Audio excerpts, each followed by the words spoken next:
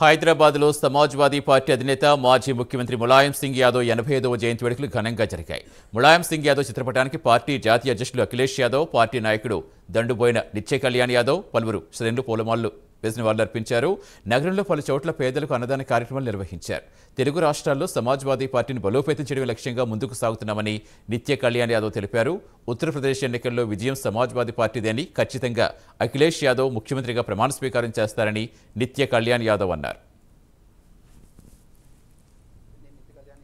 Samajwadi party leader మరియు social activist. ఈరోజు Samajwadi party వ్యవస్థాపకులు స్వర్గీయ శ్రీ ములాయం సింగ్ యాదవ్ గారి 85వ జయంతి సందర్భంగా మేము పేదలకు మరియు క్యాన్సర్ రోగులకు ఉచిత అన్నదాన కార్యక్రమం చేపట్టాము. శ్రీ ములాయం సింగ్ యాదవ్ గారి ఆశయాలకు అనుగుణంగా మరో సమానత్వం కోసం మేము ఎల్లప్పుడూ కృషి చేస్తాము.